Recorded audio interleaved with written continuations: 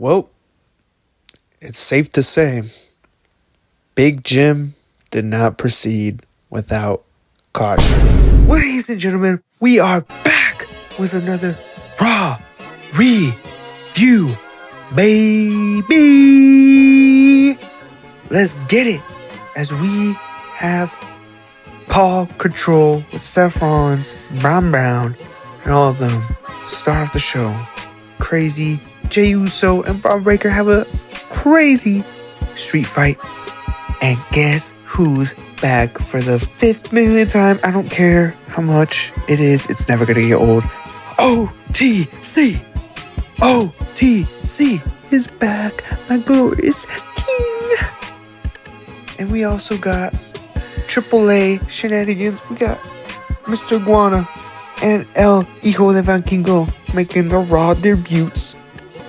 And Naomi relinquished the World Women's Champion. Oh my goodness. What's going to happen for Stephanie McMahon? We're going to find out next week. But tonight is Raw Review, baby. Let's go. We start off with The Vision as Seth Rollins is preparing for his big main event match at Clash at Paris with the Fatal 4-Way. But Paul Heyman starts out the show as the show is in Philly, where the home of ECW is. And he talks about how all this started right here, but it's not about just me. It's about everyone in this group, except Rollins, Bronson Reed, Braun Breaker. Paul will later state that Seth Rollins deserves more credit than I do, because this man pinned WrestleMania, and he didn't do it just once in the main event, he did it twice. And WrestleMania is the OTC Roman Reigns. But man, he doing my dude dirty, man. You don't gotta say that. When you say it like that, it sounds like OTC a jobber. But he ain't no jobber. Then now it's time for Seth Rollins to talk. But before he even said a word, we hear Uso! Jey Uso is interrupting The Vision. And Seth Rollins was pissed. Jey was warning Seth Rollins of what was gonna happen at Clash of Paris. He better watch out, because Jey is looking to get his World Heavyweight Championship back. And he also provoked Braun and by saying, "Don't act like your little dog ain't hearing me." And Seth Rollins was like, "Hey, he thinks he can beat you. He thinks you're an easy lick. He thinks he's better than you, baby." Now, this got Braun Breaker heated. He wanted to break him. He needed to be held back. He said, give me this guy. So this was too heated for a regular match. So now, Paul Heyman thinks, hey, we're in the city of New Jack, of RVD, the Dudleys, starting all the ECW legends like Sabu. I said, why not make it an Extreme Rules match? And why not? Yes, this is what we need. Something different, not just a regular match with a bunch of shenanigans with disqualification. Why not an Extreme Rules shenanigans match? That's exactly what we got. That's our main event. But now we head over to Io Sky versus Raquel. Before the match even starts, Io last week crashed out on Asuka for getting involved in her match. But Asuka crashed out back. It was just a little argument. So Asuka came to apologize to Io. But Io said, thank you, but I still don't want y'all involved in this match. So Asuka's like, alright, okay, you sure? And Io was like, yes, I want to win the Women's World title and have my own career path all by myself. She does not want no help, just like Asuka back in her prime. So yeah, that's how it goes. Everything's all lovely jolly with them. So you thought. But we head to the match. We'll talk about it later. Io would win this match with the easy moonsault on Raquel Rodriguez, but that wasn't the end, as Roxanne would jump Io and Raquel would get up to help her. But out of nowhere, we see Rhea Ripley for the save. And not only we see Rhea Ripley for the save, after Io said she didn't want no help, we see her take out Raquel, Roxanne, with some haymakers. But yeah, Rhea helped Io Sky and they worked as a team to take down the Judgment Day. Unbelievable. Now this is crazy. Why would Io want the help of Rhea but not her Kabuki Warriors? That would later get explained. Now we see LA Knight do an interview with Jackie, and Jackie asks her, hey, you're heading into Clash of Paris with Seth freaking Rollins and Jey Uso and Punk. But with Seth Rollins, you know he's gonna have a plan B. You know that because Saturday Night's main event, LA Knight witnessed it all. And LA Knight said, I don't care if he has a plan A, plan B, plan C. The point is, LA Knight is gonna walk there no matter what with that World Heavyweight Champion. But then comes Punk to interrupt him and said that we need to work as a unit because Seth is gonna have something planned out. And if we're gonna make it to Clash of Paris, we gotta work together to get there. LA Knight was not listening to anything that Punk had to say. He said, hey, I can care less about your help, and nothing's gonna stop me from going to Clash in Paris. I don't care what it is, I don't care what you do, I don't need your help. So now these two are gonna have a little tension going into Clash of Paris, and I think they're gonna lose the match, and we're gonna see these two battle out in the next pay-per-views or PLEs, and that's gonna be awesome. I'm gonna be there for sure. For Shizzy.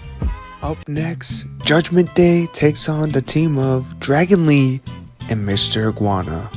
Now, if you didn't see AAA, I'll probably make a review on it on the weekend of just the greatness that happened. It was such a good show. But if you didn't see it, Finn Balor had his own puppet. I forgot the name. But yeah, they went head to head with Yayeska, Mr. Iguana's puppet. But oh my gosh, this is gold. So WWE capitalized by bringing Mr. Iguana back to face Finn. But these motherfuckers, Dom and Judgment Day, attacked Dragon Lee and Mr. Iguana after the match, even though when they won. And El Hijo de Vankingo saves the day, and it wasn't enough as Dominic would hit El Hijo de Vankingo with the IC Championship match. So September, it's gonna be Dom versus El Hijo de Vankingo at Worlds Collide this September. Oh my goodness, I'm gonna be there, and hopefully I can review it a little bit sooner, but since Raw was gonna be here, it's gonna be too much on my plate. So we'll see y'all. It's gonna be good. So can't wait for that. Becky Lynch beats Natalya, but after that, Becky would attack Maxine and Natalya after her match. Out comes Nikki Bella. Nikki Bella's back. You can look, but you can't touch. We need Nikki back because this women's division sucks. Yes, Nikki's back, and we're probably gonna get Nikki Bella versus Becky Lynch at Clash of Paris. Gimme that. Up next, we see Bayley hearing voices in her head, Randy Orton style. She gets these sick voices about her past, about being the longest women's championship, but she is nothing like that anymore, and she can't have no friends because Damage Control turned on her ass. But the point is that this is going to be a new version of Bayley, and hopefully it ends up being something insane. And now we head over to Naomi's announcement. Going into this, people were speculating that she was injured or might be pregnant. Well, it turns out Big Jim would announce on the screen on Stephanie's podcast that he did not proceed without caution and didn't have the pullout game you would think he would have. And congratulations to Naomi and Big Jim, as they're gonna have a kid. So at first Naomi crashes out on Adam Pearce, and Adam Pearce is like, "Oh, I don't want no beef. I'm out of here. Get my ass out of here." Says that I ain't gonna relinquish my belt.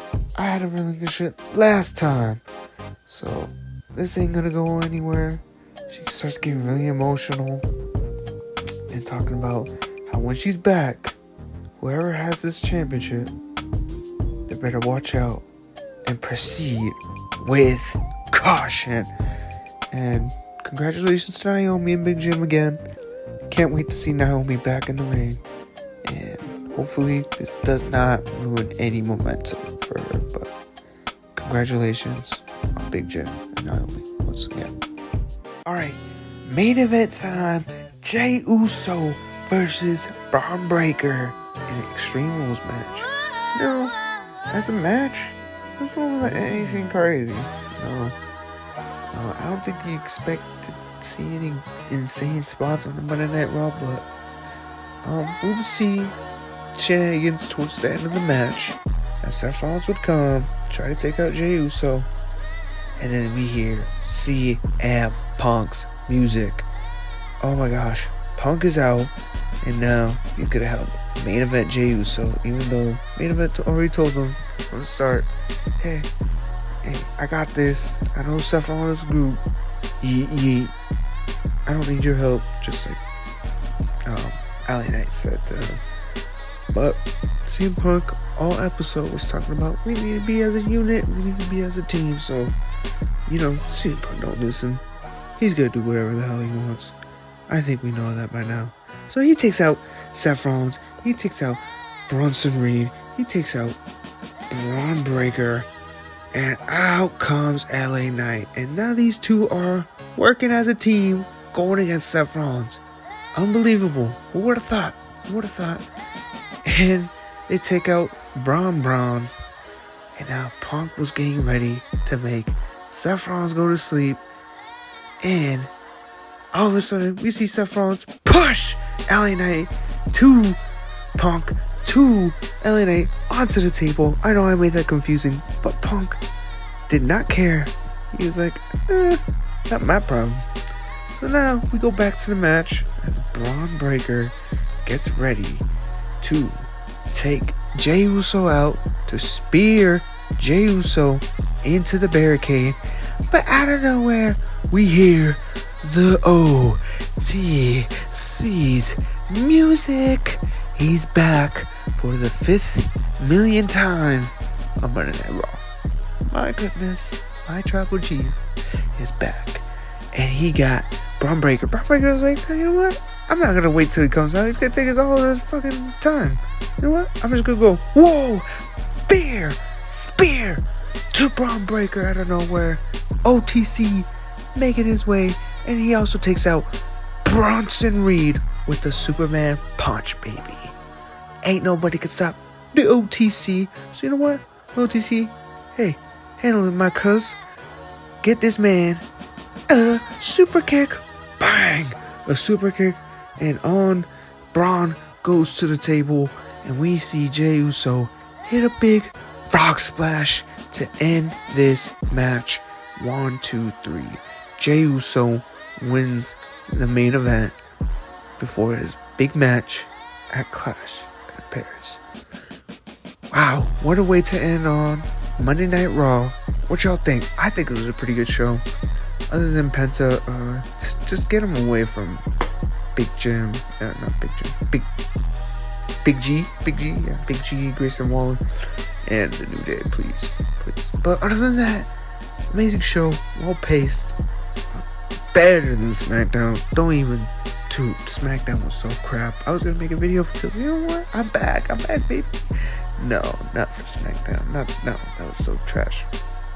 But this Raw was pretty freaking good. So I think that's what they did on purpose. They made SmackDown so trash so we can say Raw was fantastic. But yeah, that's gonna be it, y'all. What y'all think? Let me know. Peace out of here. Yeet.